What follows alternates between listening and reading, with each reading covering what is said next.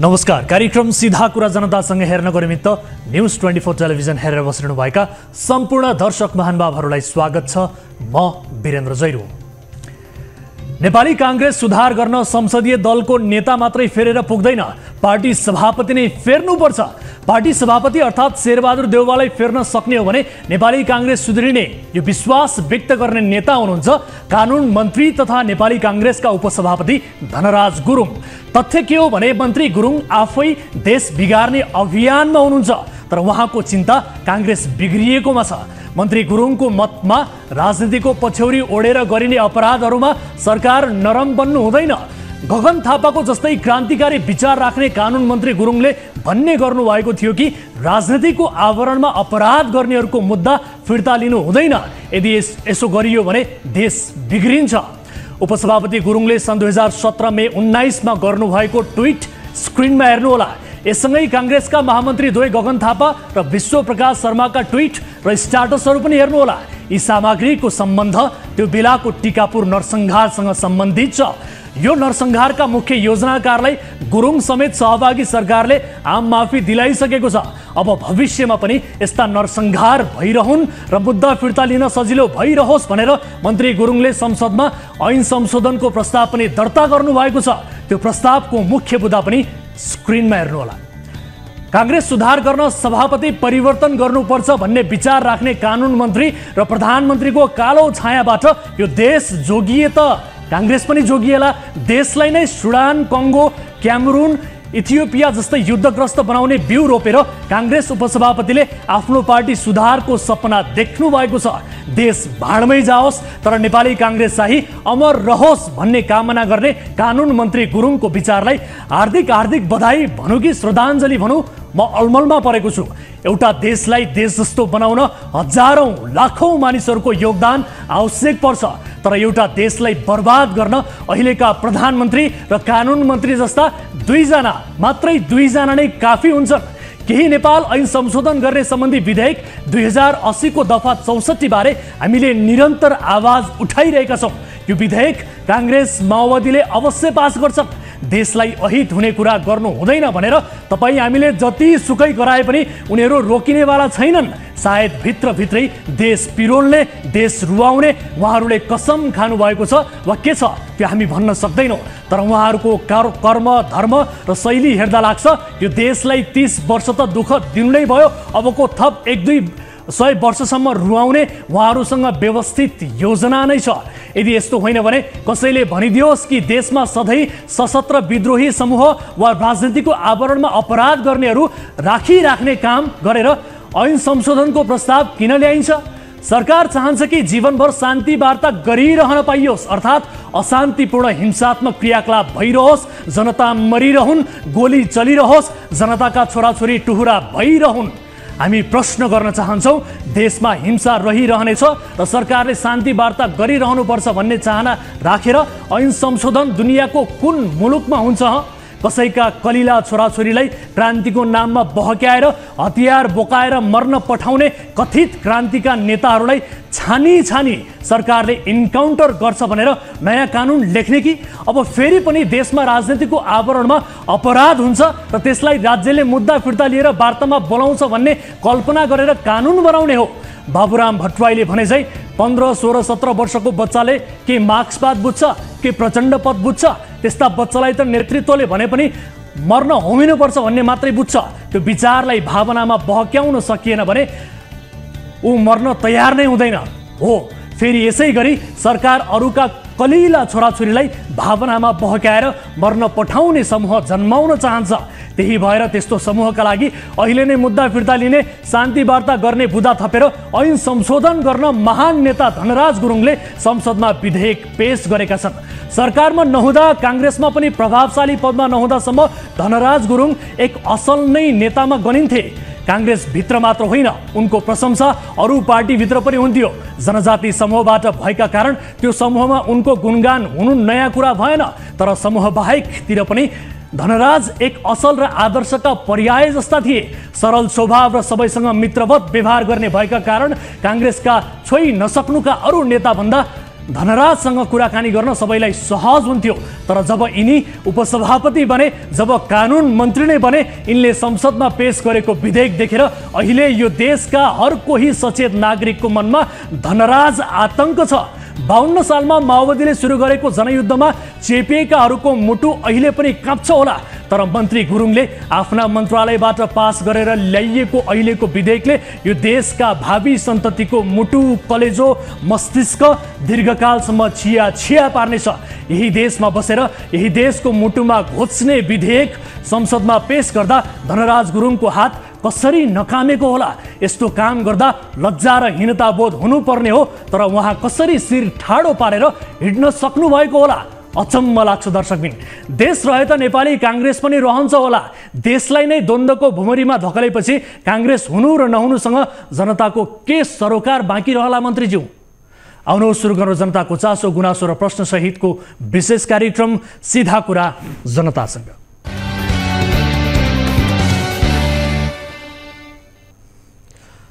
स्वागत छ दर्शक महानुभावहरू। कार्यक्रम सीधा कुरा जनतासँगको एउटा अर्को नयाँ एपिसोडमा उपस्थित भइसकेका छौँ। आम नागरिकको चासो, गुनासो र प्रश्नहरू सहितको विशेष विषयहरू आज पनि कार्यक्रममा समावेश गर्नेछौँ। र आजको कार्यक्रममा त्रिभुवन अन्तर्राष्ट्रिय विमानस्थलबाट भित्रिएको करिब 1 क्विन्टल अवैध सुन प्रकरणको एक विशेष रिपोर्ट प्रस्तुत गर्दैछौँ। यसबारे थप कुराकानी पनि आजको कार्यक्रममा प्रस्तुत गर्दैछौँ। र यस्तै आजको कार्यक्रममा खेलकुद मन्त्रीले खास गरी विश्वकपमा छनौट नै नभएको टिमलाई विश्वकप फुटबलमा राम्रो खेल्नु भनेर शुभकामना दिएको विषय र राष्ट्रिय सभामा सांसद र मन्त्री नै मजाकको पात्र बनेको प्रसङ्गसहितको रिपोर्ट आजको कार्यक्रममा हामी प्रस्तुत गर्दैछौँ। र यस्तै सरुवा भइसकेका जेलर कैलाली कारागारमा राति कैदीलाई भेट्न किन पुग्छन्, विवादित कारागारको यो अर्को रहस्य पनि आजको कार्यक्रममा हामी देखाउँदैछौँ दृश्यसहित। र यस्तै देशकै पहिलो बाल मैत्री पालिकाको रूपमा चिनिने एक गाउँपालिकामा बालकमाथि नै हातपात भएको छ। यो प्रसङ्ग हो मकवानपुरको। आजको कार्यक्रममा यो विषय पनि देखाउँदैछौँ। र यस्तै गत कार्यक्रममा हामीले झापामा एक सुन व्यवसायी 30 करोड बढी रकम लिएर फरार भएको विषयमा रिपोर्टिङ गरेका थियौँ। ती व्यवसायी जो फरार भनिएका सुन व्यवसायी छन् उनी पक्राउ परेका छन्। यो फलोअप विषय पनि आजको कार्यक्रममा हामी देखाउनेछौँ। यसबाहेक अन्य विषय पनि कार्यक्रममा समावेश हुनेछन्। तपाईँ दर्शक महानुभावहरूसँगको प्रत्यक्ष कुराकानीमा जोडिनेछौँ। कुनै पनि समस्या पर्नुभएको छ, कुनै पनि गुनासाहरू छन् र आफ्नो गाउँठाउँ वरपर कुनै पनि किसिमका विकृति विसङ्गति उप खबरदारी गर्न चाहनुहुन्छ भने तपाईँले हामीलाई सम्पर्क गर्नुहोला। हाम्रो टोल फ्री नम्बर 1660122424, यसै गरी एनसेल नम्बर रहेको छ 9801572424 तपाईँका लागि खुला गरिसकेका छौँ। कार्यक्रम अवधिभर तपाईँले सम्पर्क गर्न सक्नुहुनेछ र त्यस्ता विषयबारे हामीलाई जानकारी गराउन सक्नुहुनेछ। आउनुहोस् कार्यक्रमको सुरुवात गरौँ ताले र गालीको भोटिङ पोलबाट। यसअघि हामीले सोधेको प्रश्न थियो, जुम्लामा नुनका लागि जनताले अहिले पनि सङ्घर्ष गर्नुपर्छ, यसलाई शासकहरूले गरेको पक्षपातपूर्ण विकासको परिणति भन्न मिल्छ? मिल्छ भन्नेले तालीमा र मिल्दैन भन्नेले गालीमा भोट गर्नुपर्ने थियो। जसअनुसार 83%ले तालीमा र 17%ले गालीमा मत जाहेर गर्नुभएको छ। अर्थात् यसलाई शासकहरूले गरेको पक्षपातपूर्ण विकासको परिणति भन्न मिल्छ भन्नेमा धेरै दर्शकहरूले मत व्यक्त गर्नुभएको छ। तालीमा बढी मत परेको छ। अब ताली र गालीका लागि आजको प्रश्न यस प्रकार छ, उपेन्द्र यादव विरुद्ध लड्ने माओवादी छाडेर जनमत पार्टीमा प्रवेश गरेका शिवचन्द्र कुशवाहालाई जनमतले पार्टीबाट निष्कासन गरेको छ। अध्यक्ष सीके राउतको यो एक्सन ठिक छ भन्नेले तालीमा र ठिक छैन भन्नेले गालीमा भोट गर्नुहोला। हाम्रो पात्रोको एप्लिकेसनमा गएर ताली र गालीका लागि भोट गर्न सक्नुहुनेछ र भोटिङ सुरु हुन्छ अब। दर्शकहरू, आजको फलोअप विषयबाट कार्यक्रमको सुरुवात गर्न चाहन्छु। गत कार्यक्रममा हामीले झापाको एउटा प्रसङ्ग देखाएका थियौँ। करोडौँ रकम लिएर फरार भएका झापा गौरादह नगरपालिकाका सुनचाँदी व्यवसायी सोमराज विश्वकर्मा पक्राउ परेका छन्। स्थानीयको 30 करोड बढी रकम लिएर फरार भएका विश्वकर्मालाई आज साँझ प्रहरीले पक्राउ गरेको हो। विगत 20 वर्ष अघिदेखि गौरादह बजारमा सुनचाँदी व्यवसाय गर्दै आएका विश्वकर्माले स्थानीयको करोडौँ रकम लिएर फरार भएपछि उनी विरुद्धमा प्रहरीमा उजुरी परेको थियो। फरार रहेका विश्वकर्मालाई झापा प्रहरीको टोलीले काकड भिट्टाबाट नेपाल प्रवेश गरे लगत्तै पक्राउ गरेको हो। गत असार 15 गते चिठी लेखेर वडा नम्बर 1 का वडा अध्यक्ष नगेन्द्र भण्डारीको म्यासेन्जरमा पठाएर उनी सम्पर्कविहीन भएका थिए। पक्राउ परेका विश्वकर्मालाई चन्द्रगढी हिरासतमा राखिएको छ। फरार रहेका विश्वकर्मा सिक्किम, दार्जिलिङ सहित भारतको विभिन्न ठाउँ घुमेर फर्किएको बुझिएको छ। गौरादहका 508 जनाको करिब 30 करोड रकम हिनामिना गरेर उनी फरार भएका थिए। उनी विरुद्ध इलाका प्रहरी कार्यालय दमकमा पीडितहरूले ठगी मुद्दा दर्ता गरिसकेको वडा अध्यक्षले जानकारी दिएका छन्। यो फलोअप विषय आजको कार्यक्रममा हामीले प्रस्तुत गर्यौं। प्रहरीका अनुसार उजुरीका आधारमा अब कानुनी प्रक्रिया अघि बढ्नेछ भन्ने किसिमको जानकारी हामीलाई प्राप्त भएको छ। दर्शक महानुभावहरू, आजको अर्को एउटा महत्त्वपूर्ण विषयतर्फ यहाँहरूको ध्यान आकर्षण गराइहाल्छु। 1 क्विन्टल सुन भित्र्याउने कम्पनीका सञ्चालक दिलीप भुजेलको उमेर हो 21 वर्ष। साँच्चै भन्ने हो भने यो उमेर सुन तस्करीका लागि कम्पनी खोल्न होइन, भरिया बन्न पनि पर्याप्त छैन।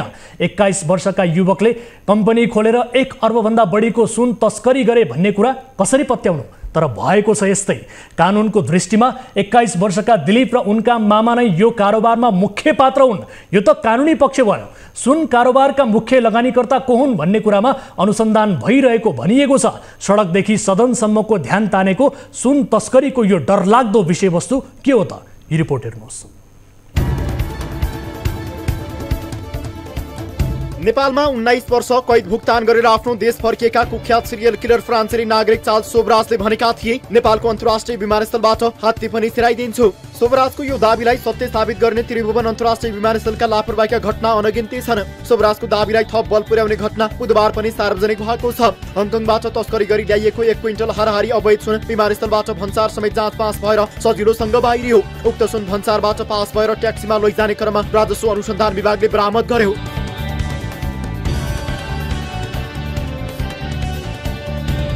सुन क्याथे पेसिफिक एयरलाइन्सको विमानमा मोटरसाइकल र स्कुटरको ब्रेक सु तथा दारी काट्ने रेजरमा फिट गरेर ल्याइएको थियो। नेपालमा सुन बरामद परिमाण यो नै अहिलेसम्मकै ठूलो हो। यसअघि एकैपटक 88 केजीसम्म बरामद भएको थियो। अहिले बरामद भएको सुनको मूल्य 1 अर्ब रुपैयाँ भन्दा बढी हुन्छ। सुन बरामदपछि यो प्रकरणमा अनुसन्धानका क्रममा हालसम्म 6 जना पक्राउ परिसकेका छन्। पक्राउ पर्नेमा रेडी टु रेडका सञ्चालक दोलखाका 21 वर्षका दिलीप भुजेल, उनका मामा रामकुमार भुजेल, भोजपुरका हर्कराज राई, भारतीय नागरिक थाप्तेन छिरिङ छन्। यस्तै एजेन्ट राजन राई, ट्याक्सी चालक अशोक लामा पनि पक्राउ परेका छन्। बादुई 2324 नम्बरको ट्याक्सी पनि विभागले बरामद गरेको छ। पक्राउ परेका दिलीप र रामकुमार मामा भान्जा हुन्। भान्जा दिलीपकै बयानका आधारमा रामकुमार पक्राउ परेका थिए। बयानमा दिलीपले मामाले भने अनुसार सो सामान पास गराएको भनेका थिए। 3 दिन कार्गो गोदाममा थन्किएको थियो सुन। कसरी भयो जाँच पास? के हुन्छ ग्राउन्ड होल्डिङको प्रक्रिया? नेपाल वायु सेवा निगमले त्रिभुवन विमानस्थलको ग्राउन्ड ह्यान्डलिङको सेवाको जिम्मा लिँदै आएको छ। ग्राउन्ड ह्यान्डलिङ सेवा अन्तर्गत जहाजमा यात्रु चढ्ने र उडाल्नेदेखि लिएर विमानसम्मको यातायात लगेज व्यवस्थापन आदि पर्दछन्। नेपाल एयरलाइन्सले विमान ल्यान्ड भएको केही समयपछि यात्रुको सामान ओसार पसार गरी पारवहन तथा गोदाम कम्पनी लिमिटेडको गोदामसम्म छोडिदिन्छ। पारवहन तथा गोदाम कम्पनीले प्रक्रिया पूरा गरी एक्सरे जाँच समेत गरेर भन्सार कार्यालयको यार्डमा पठाउँछ। त्यसपछि सिस्टमले तोक लगाए बमोजिम खटिएका जाँचकी र अधिकृतले सामानको परीक्षण गर्छन्। तर पनि मुख्य हेर्ने भनेको चाहिँ जाँचकीले नै हो। अर्कोतर्फ मूल्याङ्कन शाखामा पनि खटिएका जाँचकी र अधिकृतले पनि केही फरक पऱ्यो कि भनेर भेरिफाई गर्छन्। त्यसपछि मूल्याङ्कन शाखाले तोके बमोजिम सामानको भन्सार कर बुझाउनु पर्छ। भन्सार तिरेपछि सुरुमा सामान जाँच गर्ने जाँचकीले गेट पास दिन्छन्। पैसा तिरिसके पछाडि पुनः जाँचकीले पहिला जसले सामान चेक जाँच गरेको उसले गेट पास भनेर दिन्छ। गेट पास दिँदाखेरि उहाँहरूको प्रज्ञापन पत्रमा चाहिँ के भेहिकल भनेको छ त्यही अनुसार भेहिकल भएन भने व्यक्तिले आफै बोकेर बाहिर लाने व्यवस्था हुन्छ। र त्यो गेट पास भइसके पछाडि त्यो सामान चाहिँ हाम्रो गेटबाट बाहिर निस्क्यो। बाहिर निस्किसकेपछि संशोधन विभागले लगेको केस हो सर यसको। भन्सार कार्यालयका प्रमुख भन्सार अधिकृत एवं प्रवक्ता खनालका अनुसार बुधबार भेटिएको सुन 15 जुलाईमा गोदाममा आइपुगेको थियो। उक्त सुन 3 दिनपछि अर्थात् 18 जुलाईमा गोदामबाट बाहिर निकालिएको थियो। जाँचकीले कार्टुन खोलेर जाँच गरेको सीसीटीभी फुटेजमा पनि देखिन्छ। तर ब्रेक प्याड धेरै सेन्सिटिभ होइन भनेर त्यसै छोडियो कि भन्ने अनुमान गरिएको उनको भनाइ छ। यस्तै जाँच गर्ने मेसिनले काम नगरेको हो कि भनेर पनि अध्ययन भइरहेको उनको भनाइ छ। त्यसको चाहिँ टेक्निसियनले आर्ट्स लेखिदिनु भएको छ। जाँचकीले पनि त्यो सामानहरू पल्टाइ गर्ने गरेर हेर्नु भएको छ। कार्टनहरू काटेर बाहिर त ब्रेक प्याड नै छ त्यहाँ। अब भित्र त्यो सबै निकालेर त्यसको नट बोल्टो कता कता हुन्छ भित्र लुकाएको चाहिँ अब त्यो जाँचकीले त्यसरी हेर्नु भएको छैन। त्यहाँ अरू त उहाँले गनेर निकालेर हेर्नु भएको सिसी क्यामेराबाट देखिएको छ सर। हजुर। अनि त्यस पछाडि गएको छ। कतिजना जाँचकी हुन्छन् त्यो बेलामा सर? हाम्रो मूल्याङ्कनको 1 जना र जाँच पासको 1 जना गरेर 2 जना जाँचकी, मूल्याङ्कनको 1 जना र जाँच पासको 1 जना गरेर 2 जना अफिसर, मूल्याङ्कनको 1 जना चाहिँ उपसचिव लेभलको प्रमुख हजार अधिकृत हुने व्यवस्था छ। त्योभन्दा पछाडि सबैभन्दा पहिला सामान निस्किने बित्तिकै एक्सरे गर्ने एउटा एक्सरे टेक्निसियन हुन्छ सर। कार्गो गोदामबाट सुन बाहिरिएको समयमा भन्सार प्रक्रियामा को सहभागी थिए, उनीहरूले प्रक्रिया पूरा गरे कि गरेनन्, अन्य व्यक्तिको संलग्नता छ वा छैन, कसरी सुन बाहिरियो भन्ने लगायत सम्बन्धमा छानबिन हुनेछ। सुन बुधबार दिउँसो करिब 2 बजे नै भन्सार पास भएर सिनामङ्गल स्थित विमानस्थल परिसर बाहिर आइसकेको थियो। अवैध सुन ल्याइएको सूचनापछि राजस्व अनुसन्धान विभागले विमानस्थल क्षेत्रमा एउटा टोली बुधबार बिहानैदेखि परिचालन गरेको थियो। सुन भन्सार जाँच पास कसरी भएर निस्कियो भन्ने बारे छानबिन गर्न भन्सार विभाग अनुसन्धान शाखाका निर्देशक मानबहादुर पौडेलको नेतृत्वमा समिति गठन भएको छ। विभागले अहिलेलाई भन्सार जाँच पासमा संलग्न कर्मचारीलाई निलम्बन समेत गरेको छ। कमजोरी भन्नाले अब कतिपय प्रविधिको कमजोरी पनि हुन सक्छ, मानवीय कमजोरी पनि हुन सक्छ, नियत वस्तु पनि हुन सक्छ। अब यो अनुसन्धानमा चाहिँ सबै कुरा हामी अनुसन्धान छानबिन टोली गरिसकेका छौँ, हामी सार्वजनिक गरिहाल्छौँ। एक हप्ताको टाइम दिएर प्रतिवेदन बुझाउनु दिएको छ, एक हप्तामा आइहाल्छ। व्यवसायी दीपक मल्होत्राको पत्रकार सम्मेलन, भन्छन् यसमा मेरो संलग्नता छैन। सुन तस्करी प्रकरणमा व्यवसायी दीपक मल्होत्राको नाम अनौपचारिक तौरबाट मुसिन थालेपछि उनले बिहिबार पत्रकार सम्मेलनको आयोजना गरेर आफ्नो संलग्नता अस्वीकार गरेका छन्। बुधबार विमानस्थलमा बरामद भएको 1 क्विन्टल सुन मल्होत्राकै रहेको भन्दै केही सञ्चार माध्यमहरूले उनको नाम उल्लेख गरेका थिए, तर विमानस्थलबाट बरामद भएको सुनमा आफ्नो संलग्नता नरहेको दाबी मल्होत्राको छ। आइएमएस समूहका अध्यक्ष समेत रहेका मल्होत्राले आफ्नो संलग्नता पुष्टि भए कानुनी सजाय भोग्न तयार रहेको बताएका छन्। संलग्नता रहेको भन्ने समाचारले मलाई अनर्गल आरोप लगाउने, मेरो स्वाभिमानता र अन्तस्करणमा गम्भीर चोट पुर्याउने र मर्माहत गर्ने कार्य भएको छ। पक्राउ परेका रामकुमार भुजेलको बयानबाट यो प्रकरणमा संलग्न मुख्य कारोबारीसम्म पुग्न सकिने विभागका अधिकारीहरू बताउँछन्। यसमा विगतदेखि नै सुन कारोबारमा संलग्न नाम चलेकै व्यवसायी संलग्न छन् भन्ने प्रारम्भिक बयानबाट देखिएको र तिनै व्यवसायीले यसअघि पनि पटक पटक यसरी नै सुन ल्याएको सुराग समेत मिलेको अधिकारीहरू बताउँछन्। सुन ल्याउने कम्पनीका मालिक दिलीप भुजेलको उमेर 21 वर्ष। दिलीपको नाममा कम्पनी खोलेर अरूले नै कारोबार गरेको शङ्का। 1 क्विन्टल भन्दा बढी सुन ल्याउने कम्पनी रेडी ट्रेडका सञ्चालक हुन् 21 वर्षका दिलीप भुजेल। 21 वर्षका दिलीपले 1 अर्ब भन्दा बढी रकमको सुन ल्याउने आर्थिक हैसियत के कसरी बनाए भन्ने पहिलो प्रश्नमै अनेक शङ्का गर्न सकिन्छ। दिलीपलाई मोहुरा बनाएर यो कारोबार अरू नै कसरी गरेको स्वतः प्रमाणित हुने देखिन्छ। तर पनि कानुनी दृष्टिले यो कारोबारका मुख्य व्यक्ति तिनै 21 वर्षका युवक हुन्। दिलीपलाई प्रयोग गरेर सुनको कारोबार गरिरहेको गिरोहले सयौं केजी सुन तस्करी गरेको आशंका गरिएको छ। अहिले सुन ल्याउने गिरोहले पछिल्लो 2 महिनामा 25 पटक भन्दा धेरै यस्तै शैलीमा मालवस्तु आयात गरेको विभागले जनाएको छ। त्यसरी आयात गर्दा सुन तस्करी भएको अनुमान गरिएको छ। यसबीच राष्ट्रिय सभाका सांसदहरूले समेत सुन तस्करीमा गृहमन्त्री नारायण काजी श्रेष्ठमाथि नै शङ्का गरेका छन्। जनताको ध्यान एकातिर केन्द्रित गर्ने र अर्कोतर्फ तस्करी मौलाउने अवस्था देखिएको छ। भर्खरै समातिएको करिब 1 क्विन्टल सुनको बारेमा पूर्व सभामुख र गृहमन्त्रीको समेत नाम जोडिएर समाचारहरू आएका छन्। केही वर्ष अघि तत्कालीन गृहमन्त्री कृष्णबहादुर महराले सुन तस्करीमा ठुला ठुला माछा संलग्न छन्, तर हामीहरू त सानातिना भारे भुरे मात्रै हो, हामी ठुला माछा होइनौँ भन्ने अभिव्यक्ति मार्फत सुन तस्करीमा आफ्नो संलग्नता स्वीकार गरेका थिए।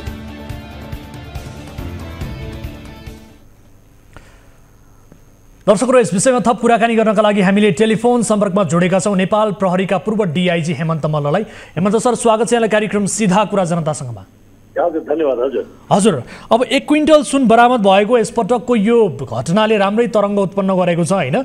अब 9 वर्षमा 650 किलो सुन बरामद गरिएको छ। बरामद त यति भयो, बरामद नभएको सुन कति होला, यसको परिमाण कति डरलाग्दो होला होइन? सबैभन्दा पहिले त यसको बारेमा छोटो टिप्पणी सुनाउ न, त्यस पछाडि अरू प्रश्न छन्। यो हामीले के बुझ्नुपर्छ भनेपछि तपाईँको नेपाल एउटा ठुलो ट्रान्जिट पोइन्ट हो। पहिलादेखि मैले भन्दै गएको छु भनेपछि नेपालमा सुनको स्मग्लिङ चाहिँ रोकिन, यो ट्रान्जिटको रूपमा चाहिँ जहिले पनि प्रयोग भइरहेको छ। यसको सबभन्दा ठुलो समस्या भनेको जुन इन्डियामा त्यो डिमान्ड र जुन लिगल इम्पोर्टको जुन ग्याप छ नि, त्यो ग्याप ठुलो छ। र अर्को नेपालमा पनि त्यो समस्या देखेको छु मैले। नेपालमा इम्पोर्ट जति लिगल सुन के भन्छ बिक्री भइरहेछ, त्यसको डिमान्डको फरक भएकोले यो सुन आउने भनेको यो दुईटा कारणले हो। र त्यसमा पनि ठुलो जुन मार्केट छ, मार्केट भनेको इन्डिया मार्केट हो। हजुर, अब यसपटक 21 वर्षका दिलीप भुजेलको कम्पनीले अब यो मोटरसाइकलको ब्रेक सु भनेर 100 किलो त्यसभित्र सुन ल्याएको पाइयो होइन? 21 वर्षका मान्छेले 1 अर्बको सुन तस्करी गरेर ल्याएका हुन् भन्ने कुरा यो पत्यार लाग्दो पनि छैन। तर प्रश्न के हो भने दिलीप एक जरिया मात्रै हुन्, असली कारोबारी अरू नै हुन् भन्ने प्रश्न देखिन्छ। तर असली कारोबारी कहिले पनि पक्राउ पर्दैनन्, विगतका दृष्टान्तले पनि यही भन्छ। यसो किन हुन्छ? यो समस्या के छ भनेपछि मैले योभन्दा पहिला पनि धेरै ठाउँमा भनेको कुरा होइन, यो किनकि अब सङ्गठित अपराध हो। योभन्दा पहिला पनि जेल सुनका जति पनि केसेसहरू छ त्यो चाहिँ राजस्वमा पठाइन्छ। राजस्व पठाएपछि एउटा समस्या के छ, राजस्वमा यस्ता किसिमको क्रिमिनल केसहरू र एकदमै ठुलो दायरा भएको केसहरू सङ्गठित अपराधको अनुसन्धान गर्ने क्यापेसिटी छैन। यदि अहिले जुन किसिमको भोल्युमको केस छ, जुन किसिमको फैलावट छ, 3-4 देशमा फैलिएको केस छ नि यो त, र एकदमै ठुलो सङ्गठित केस हो। प्रहरीलाई इन्भल्भ गऱ्यो भने चाहिँ यसको सत्य तथ्य पुग्न सकिएला। यदि राजस्वले अब खालि यो केस गयो, केस अब इन्भेस्टिगेसनका धेरै पाटाहरू पनि ओपन नहुँदाखेरि के हुन्छ भनेपछि जे जति छ त्यतिमा चाहिँ हामीले चित्त बुझाउनु पर्ने हुन्छ। फेरि अब तपाईँले भन्नुभयो कि यो सङ्गठित अपराध भनेर भन्नुभयो र तपाईँ जस्ता अन्य विज्ञहरूले पनि यसलाई सङ्गठित अपराध नै मान्नुहुन्छ। तर सङ्गठनमा त जहिले पनि टपमा एउटा मान्छे हुनुपर्छ। नेपालमा यति ठुलो परिमाणमा तस्करी हुन्छ तर असली कारोबारी न प्रहरीले थाहा पाउँछ, न नेताले थाहा पाउँछन्, न त कर्मचारीले भन्छन्। आखिर यो देशमा भइरहेको के छ? यो समस्या भनेको तपाईँको यस्ता कुरालाई चाहिँ सिरियसली नलिनु, किनकि योभन्दा पहिला पनि तपाईँले थाहा होला ठुल्ठुला मात्राका सुनहरू समातिएको पनि छ योभन्दा पहिला पनि होइन। यो नर्मली के हुन्छ, सुन समातियो, राजस्व पठाइदियो र राजस्वले यस्ता किसिमको केसको इन्भेस्टिगेसन गर्ने क्यापेसिटी नहुँदाखेरिको यो समस्या हो होइन। यदि गभर्मेन्ट सिरियस छ भनेपछि यस्ता कुरामा यदि पुलिस इन्भल्भ हुन्छ भनेपछि काहीँ न काहीँ तह लाउनु, कुनै तहमा पुग्छ भने इक्जाम्पल त अस्तिको त्यो यो इलेक्ट्रोनिक चुरोटको इक्जाम्पल छ नि त होइन। नेपाल प्रहरीले इन्भेस्टिगेसन गर्दाखेरि तपाईँको कुनै न कुनै तहमा मान्छे समातेलन नसमातेलन, तर काहीँ काहीँ चाहिँ इन्डिकेट चाहिँ गरेको छ। र मेरो भनाइ ध्यानदेखि के छ भनेपछि यो केसमा पनि यदि हामीहरूलाई सत्य तथ्यमा पुग्नु छ, किनकि केसको हामीहरू फैलावट हेरौँ न, इन्डिया छ जोडेको, यसमा हङकङ जोडेको छ, नेपाल जोडेको छ, त्योदेखि बाहेक अरू पनि देश जोड्यो होला, ठुला सङ्ख्या मान्छेहरू जोडेको छन्। यस्ता कम्प्लेक्स इन्भेस्टिगेसन गर्नको लागि यदि पुलिसलाई इन्भल्भ गरिएन भनेपछि यो केस पनि पहिला जस्तै हुन्छ। फेरि अब तपाईँले भन्नुभयो प्रहरीको इन्भल्भमेन्ट यहाँ देखिएको छैन, प्रहरीको इन्ट्री नै यो केसमा दिइएको छैन, गृह मन्त्रालय इन्भल्भ छैन, प्रधानमन्त्री अन्तर्गतका कार्यालयहरू यसको छानबिनमा चाहिँ लागि परेका छन्। यो अवस्थामा यो अहिले यो ठिक भइरहेको छ त के लाग्छ? यस्तो किसिमको अनुसन्धानले यो गिरोहमा सक्रिय हायर लेभलको मान्छे चाहिँ पक्राउ पर्छ भन्ने लाग्छ तपाईँलाई? त्योसम्म अनुसन्धान पुग्छ भन्ने ठान्नुहुन्छ? यही किसिमको इन्भेस्टिगेसन हुन्छ भनेपछि त्यो लेभलको पुगिन्न। तपाईँले भन्नुभयो नि त, अब 21 वर्षको त्यो लेबर केटो मैले पनि कता कता पढिरहेको थिएँ। हजुर, 21 वर्षको लेबर केटोले कम्पनी खोलेको छ। योभन्दा पहिला यो एलसी काट्नु पनि एकजना यस्तै भरिया करिब करिब 1 अरबको तपाईँको जरिवाना भएको छ यस्तै भरियालाई होइन। त्यसले यो कारण के हो भनेपछि यस्ता किसिमका सङ्गठित अपराधहरू जुन हुन्छ जसमा चाहिँ अपराधीहरू धेरै पछाडिहरू लुक्छन्, त्यसमा कम्प्लेक्स इन्भेस्टिगेसन गर्ने या इन्भेस्टिगेसन बुझेको मान्छेहरू चाहिन्छ होइन। र त्यो क्यापेसिटी हरेक एजेन्सीमा हुँदैन। त्यसले गर्दा के छ भने जोसँग क्यापेसिटी छ उसको मत नलिए भने के हुन्छ भनेपछि हामीहरूले हरेक साल हरेक महिना यस्ता कुरा चाहिँ खालि बहस गरिराख्ने मात्रै हो, टुङ्गोमा कहिले पनि पुगिँदैन। पहिलेका एक गृहमन्त्रीले के भन्थे भने म पनि सुन तस्करीको गिरोहमध्येकै एक हुँ, तर ठुला माछा त कान्छन् भनेर अन्तर्वार्ता पनि विगतका दिनमा सुनियो पहिलेका गृहमन्त्रीले दिएको होइन। यसलाई कसरी लिने भन्नुहोस् त? यो एउटा समस्या के हो भनेपछि तपाईँको पटक पटक हामीहरूले हेर्ने भने जस्तै एयरपोर्टमा योभन्दा पहिला सुन स्मग्लिङ लगाएको कुराहरूमा काहीँ न काहीँ तपाईँको पोलिटिकल पार्टीको इन्भल्भमेन्ट पनि छ र पोलिटिकल पार्टीको सांसद खरिद बिक्रीमा पनि त्यो पैसाले इन्भल्भ भएको कुरा हामीले पुराना न्युज पेपरहरू पुराना त्यो पोसा पत्री पल्टाएर त्यो कुराहरू पनि देखिन्छ होइन। र त्यसले गर्दा यो समस्या अहिले पनि के हो भनेपछि अब पोलिटिकल व्यक्तिहरू डाइरेक्ट इन्भल्भ होला नहोला आफ्नो ठाउँमा छ, तर यस्ता क्राइम गर्ने मान्छेहरूलाई काहीँ न काहीँ तपाईँको प्रोटेक्सन दिएको छ भन्ने कुरा त्यो अहिले पनि रिसेन्टली तपाईँको 33 किलो सुन काण्ड त तपाईँलाई थाहा छ नि त। 33 किलो सुन काण्डमा जुन छानबिन समितिको प्रतिवेदन छ अहिले पनि किन पब्लिक गरिएन भन्नुहोस् त होइन। त्यसले गर्दा के हो भनेपछि यस्ता कुराहरूले चाहिँ गभर्मेन्ट कतिको सिरियस छ र यस्ता कुराले कति सिरियसली हेरेको छ, यस्ता कुराहरूले चाहिँ इन्डिकेट गर्छ त्यो कुराहरूलाई। अब हेमन्त सर, मन्त्री तहको मान्छेको पोलिटिकल लिडरहरूको यसमा इन्भल्भमेन्ट नभइकन त यसरी व्यवस्थित तरिकाले एकपटक होइन, एकपटक मान्छे झुकिएला, दोस्रो पटक झुकिएला होइन, झुक्क्याउन सक्ला, तर पटक पटक यसरी व्यवस्थित तरिकाले आइरहेको छ भने यसमा उहाँहरूको इन्भल्भमेन्ट त देखिन्छ। अहिले त ठ्याक्कै यो कमिसनको केस खेल चाहिँ नमिलेर यो प्रकरण बाहिरिए जस्तो देखियो। पैसा पाउने आशले गर्दाखेरि चाहिँ खास गरी कसैले झोसपोल गरिदियो, उजुरी गर्यो, त्यस कारणले गर्दाखेरि यो प्रकरण बाहिर आयो, 100 किलो सुन चाहिँ समातियो भन्ने लाग्छ कि लाग्दैन त? यो सुराकी भनेपछि तपाईँ के हुन्छ विभिन्न कारणले चाहिँ इन्फर्मेसन दिइन्छ कि यसमा। एउटा के हुन्छ प्यारली यस्ता ठाउँहरूमा स्मग्लिङ गर्ने 2-3वटा ग्रुपहरू चाहिँ प्यारली चलिरहेको हुन्छ होइन।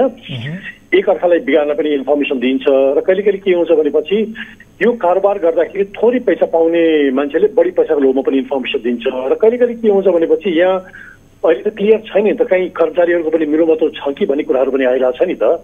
कति घटनामा कसरी देखिन्छ भनेपछि कुनै प्रहरीहरू बढी बेनिफिसियरी हुन्छ, कोहीले चाहिँ सानो बेनिफिसियरी हुँदाखेरि के हुन्छ भनेपछि त्यसरी सिबीले पनि इन्फर्मेसन दिने चलन हुन्छ होइन। त्यसले गर्दा के छ भनेपछि यो सूचना आएको हो, तर सूचना कसरी आएको त्यो बिस्तारै त्यो कुरा पनि क्लियर होला, किनकि सब विभिन्न मैले भने कति तरिका हुन्छ इन्फर्मेसन आउने तरिकाहरू, योदेखि बाहेक पनि अरू रूप हुन्छ, कुनै रूपले चाहिँ इन्फर्मेसन बाहिर चुए जस्तो लाग्छ मलाई यो।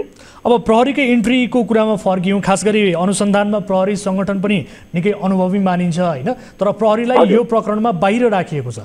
प्रहरीप्रति विश्वास उठेर राजस्व अनुसन्धान विभागले यस्तो गरेको हो कि अथवा के हो, के लाग्छ तपाईँले?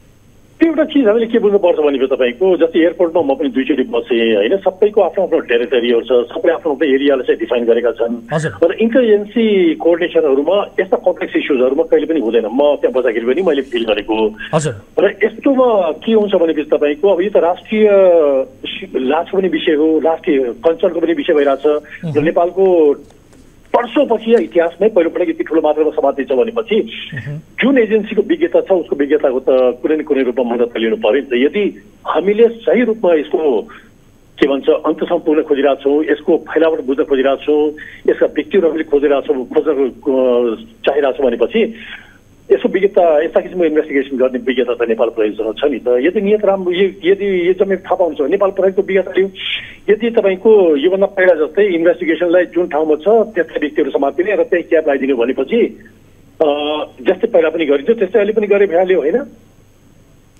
अब हेमन्त सर, अहिले हामीले जो समातिएको कुरा गरिरहेका छौँ, मैले सुरुवातमा पनि भनेको थिएँ यस्ता नसमातिएका केस त कति होलान् कति होइन, त्यो सुनका लागि यहाँबाट कसरी पैसा जान्छ बाहिर होइन, त्यो सुन ल्याउने यो जुन क्रम छ यो निरन्तर किन चलिरहेको छ, कसरी चलिरहेको छ भन्ने मूल प्रश्न हो। यसमा तपाईँलाई के लाग्छ छोटोमा अन्तिम?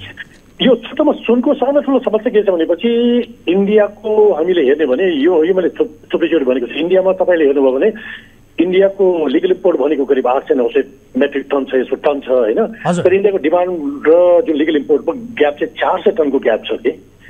त्यसले गर्दा के हो, एकतिर इन्डिया जाने भयो, अर्कोतिर नेपालको पनि हामीले हेर्ने भने नेपालमा लिगल इम्पोर्ट दिनमा चाहिँ गभर्मेन्टले दिने भनेको 20 किलो छ, तर यहाँको डिमान्ड पनि हामीले हेर्ने भने तपाईँको 35 कि 40 किलोको कुराहरू गर्छन्। त्यसले गर्दा के छ भनेपछि नेपाल पनि इयरली हामीले हेर्यौँ भने करिब 7.25 टनको चाहिँ ग्याप छ कि नेपाल पनि।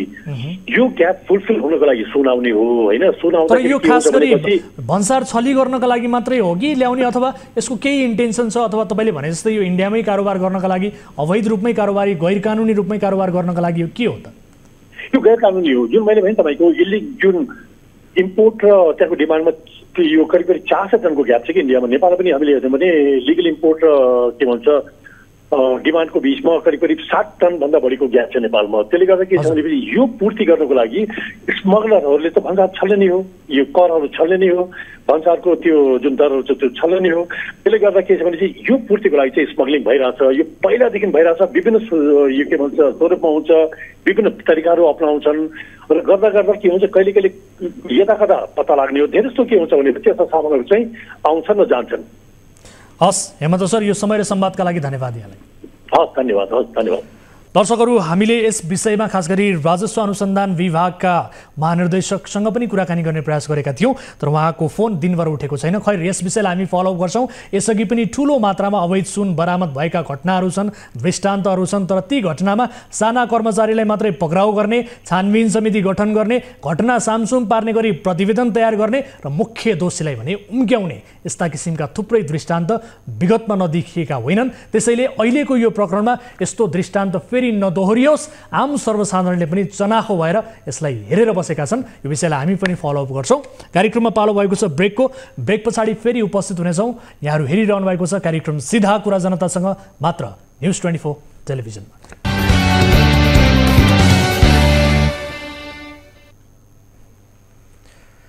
ब्रेकपछि स्वागत छ दर्शकहरू। कार्यक्रम सीधा कुरा जनतासँगमा अब अर्को विषय, फिफा महिला विश्वकपमा सफल हुनु, जितेर आउनु भनेर खेलकुद मन्त्री डिगबहादुर लिम्बुले नेपाली महिला फुटबल टोलीका सदस्यहरूलाई शुभकामना दिएका छन्। तर यी खेलकुद मन्त्रीलाई यो थाहा छैन कि नेपाली महिला फुटबल टोली विश्वकप फुटबलमा छनौट नै भएको छैन भन्ने कुरा। पहिले छनौट भएर अहिले नभएको पनि होइन। नेपालका नेता र यहाँको शैली यस्तै रहिरहने हो भने नेपाली फुटबलले सायदै कहिल्यै विश्वकपमा खुट्टा टेक्न पाउँछ। नेपालका मन्त्रीहरूलाई केही बुझिरहनु पर्दैन, केही थाहा पनि पाउनु पर्दैन, किनभने उनीहरूलाई यस्ता कुरासँग कुनै सरोकार पनि छैन। खेल भद्रगोल छ भन्ने कुरा मन्त्रीले थाहा पाएर के गर्ने? सुधार गरौँ भन्ने हो भने त्यो उनीहरूको चासोभित्र पर्दैन।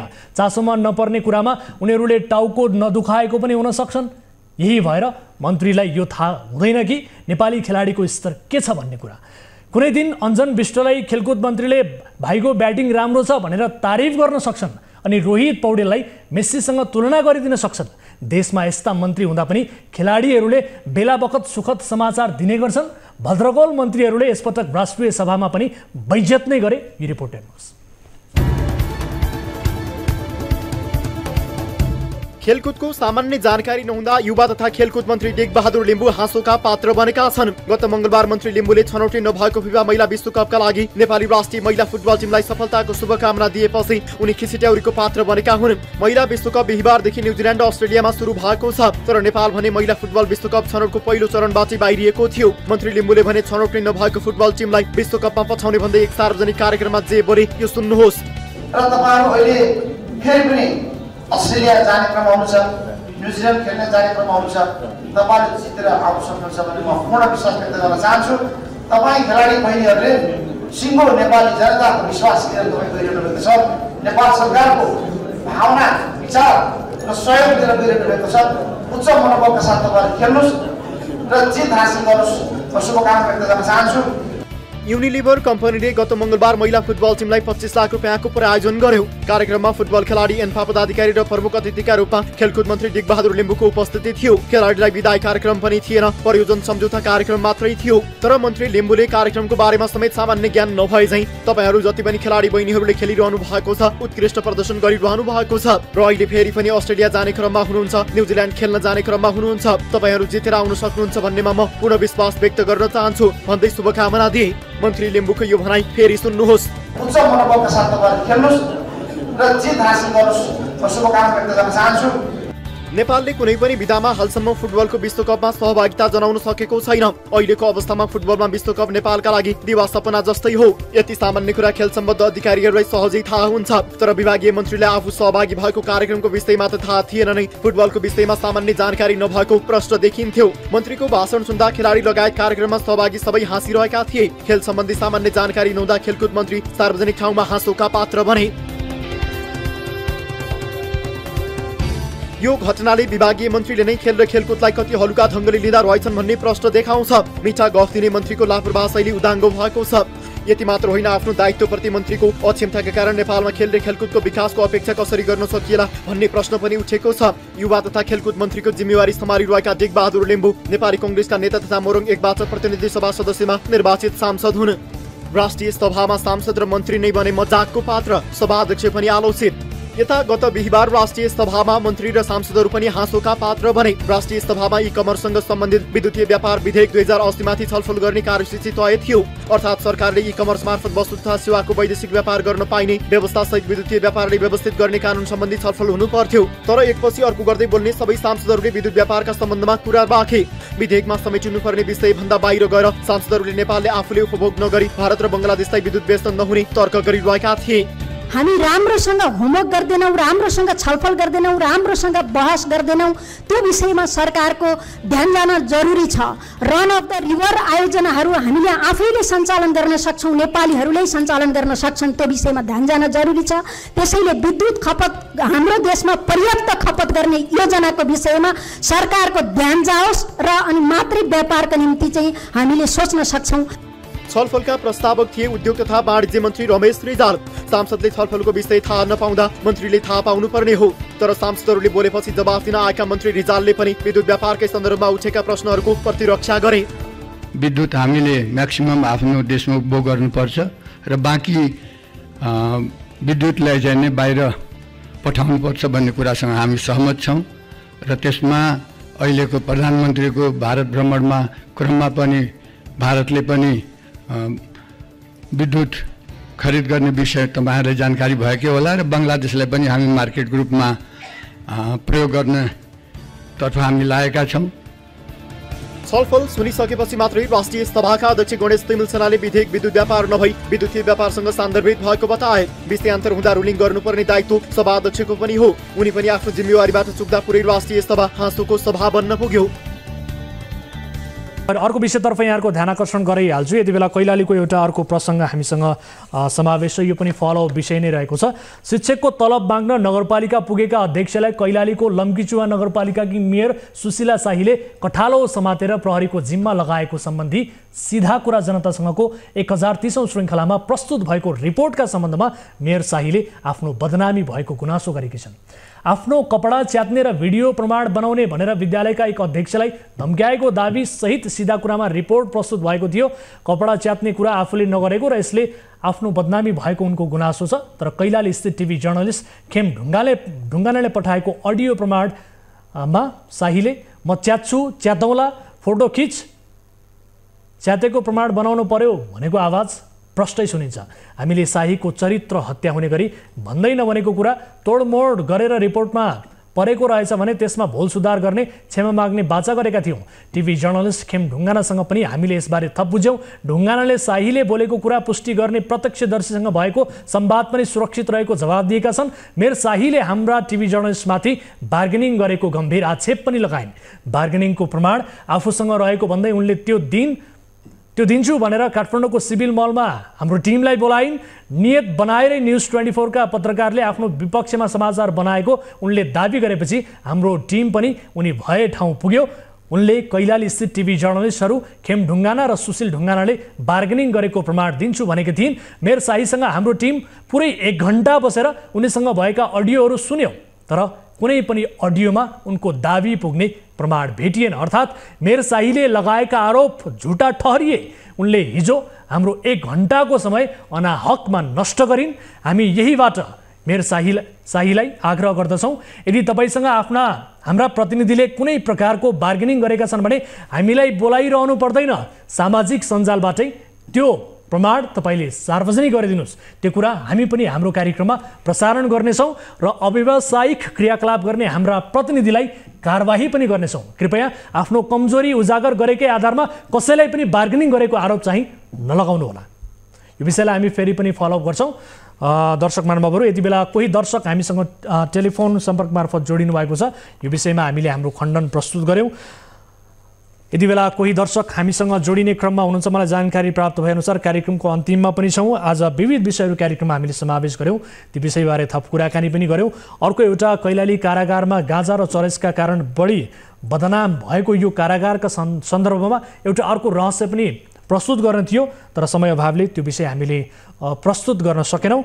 खैर, एकजना दर्शकसँग हामी अन्तिममा कुराकानी गर्छौँ। उहाँ हामीसँग जोडिने क्रममा हुनुहुन्छ। मलाई जानकारी प्राप्त भएअनुसार टेलिफोनमा जोडिनु भएको थियो आफ्नो समस्यासहित, तर उहाँ फेरि छुट्टिनु भएको मलाई जानकारी प्राप्त भएको छ। कुनै पनि समस्या पर्नु भएको छ भने हाम्रो टोल फ्री नम्बर 1660122424, एनसेल नम्बर 9801572424 र एनटिसी नम्बर रहेको छ 9745615654मा तपाईँले कल गर्न सक्नुहुनेछ कार्यक्रम अवधिभर, र त्यसबाहेक पनि 24 घण्टा जुनसुकै समयमा पनि गर्न सक्नुहुनेछ। कोही दर्शक आउनु भएको थियो आफ्नो समस्यासहित, तर उहाँ छुट्टिनु भयो र त्यस पछाडि उहाँसँग फेरि सम्पर्क हुन सकेन। खैर, यिनै विषयहरू प्रस्तुत गर्दा गर्दै आजलाई कार्यक्रमको निर्धारित समय सकिएको छ। आफ्नो गाउँ ठाउँ वरपर देखिएका विकृति विसङ्गति उप निरन्तर रूपमा खबरदारी गर्नुहोला र त्यस्ता विषयमा हामीलाई पनि जानकारी गराउनुहोला।